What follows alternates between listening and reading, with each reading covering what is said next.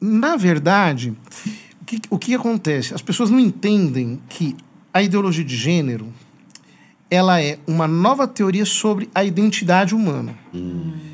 Uma teoria que sustenta a ideia de que a identidade não existe. De que ela é uma construção fictícia. E que, se você for fundo na ideologia, você vai perceber que, na verdade, nem existe alguém por detrás das construções de gênero. Então é uma coisa muito destrutiva mesmo, do ponto de vista filosófico. Porque supõe que a única coisa que existe é a performance exterior. Isso a Judith Butler diz claramente no livro dela, Problemas de Gênero. Né? Ela diz que é contra o que ela chama de metafísica da substância. Então é uma teoria que na filosofia a gente chama de antissubstancialista. Ou seja, não existe alguém por detrás da representação de gênero. E eu acredito que nenhuma das pessoas que, digamos assim, se apresenta numa performance de gênero concreta, crê, de fato, nisso, que ela não existe. Então, por isso que o tema do gênero, na verdade, é uma grande confusão. E desambiguar essa confusão é um desafio.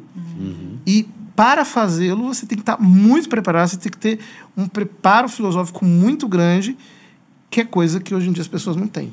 Padre Zé, trazendo um pouco isso, assim, a gente tem aqui juventude cristã e a gente vê essas temáticas cada vez mais se infiltrando dentro da igreja. E esses conflitos, como o senhor disse muito bem, é uma confusão. A pessoa, ela começa a entrar nisso e ela não tem fim, né? Vai se desdobrando de fato.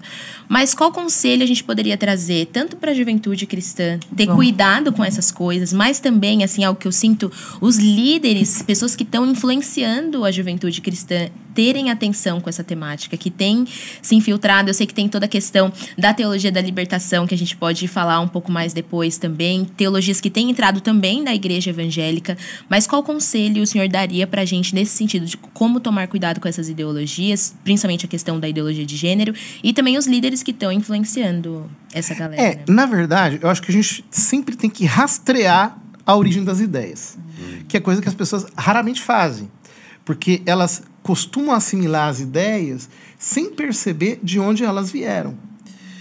Ora, isso, na verdade, é um outro jeito de dizer, estude. Né? Quer dizer, você tem que estudar, você tem que estudar. Se você não tiver realmente um preparo intelectual, você não vai conseguir entender o que está acontecendo. Esses são os problemas. Né? As pessoas, elas, digamos assim, compram as ideologias a partir das alegações que elas apresentam, sem examinar se aquela alegação não é tão somente uma desculpa, que esconde por detrás algo que, no fundo, não é o que você acredita. Ou seja, se eu chegar para uma pessoa, por exemplo, que ela diz que tem uma identidade de gênero tal, e perguntar para ela, mas você acredita que você não existe? Ela não vai nem saber de onde você está falando isso. Vai sair o pontinho de interrogação, assim, tipo... Ela vai bugar. E aí, quando eu pego o livro e explico para ela, tá aqui. Eu já fiz essa experiência várias vezes. Caramba. É uma experiência que eu tive concretamente. As pessoas veem, não, eu não acredito nisso aqui. Aí eu digo, então nós estamos juntos, porque é isso aqui que eu estou combatendo. E a pessoa percebe que eu não estou contra ela, entende? Eu estou a favor dela. Sim. E que ela está sendo usada para uma finalidade para a qual ela não se presta. E como tem sido comunicar isso para os jovens, para você? É um desafio? Você sente um desafio? É um desafio porque os jovens são vítimas de um processo de desconstrução intelectual. Então, boa parte deles não estão preocupados com temas profundos. Não querem pensar, né? Não querem pensar. E reproduzem apenas clichês que eles copiam do ambiente em que eles frequentam. Seja a universidade, seja um ambiente de grupo e assim por diante. Boa parte está mesmo interessada em curtir a vida. Então, o desafio, na verdade, não é tanto convencê-lo de uma coisa ou de outra, até porque eu não quero convencer ninguém. O que eu quero é que o fulano pense. Legal. E na medida em que ele pensar, ele vai perceber que aquilo, na verdade, é uma grande pegadinha intelectual. Uau! O que eu vejo, padre, muito bom, é que, assim, o ser humano, ele tem a carne, e aí ele sente. E aí ele quer ser guiado por aquilo que ele sente. E aí, essas falas, essas ideologias, elas trazem conforto àquilo que ele sente e ele não se sentir errado por sentir certa coisa. Então, ele sente atração, sei lá, com a pessoa do mesmo sexo. E aí, existe aquilo que nós cremos, aquilo na palavra de Deus e tudo mais, só que aí, muitas vezes é o que você está falando, ele só vai pegar a camada mais superficial de uma ideologia que vai, pelo menos, tranquilizar aquilo que ele sente, mas ele não vai mais fundo para entender da onde está vindo. E aí, o problema é a raiz que está fazendo mal para ele. Agora, o que a galera tem que entender é o seguinte, é que no Evangelho, ninguém está dispensado do arrependimento. Então, pecado é um tema que nós vamos ter que tratar para sempre, até o dia que a gente morrer.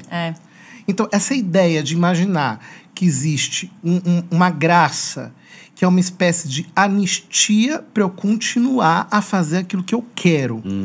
Isso, na verdade, é renegar que eu tenho um Senhor. E que Jesus, para mim, é o meu critério de comportamento. Então, mais do que me preocupar com o que eu quero, no momento em que eu me converto, eu tenho que me preocupar com o que Ele quer.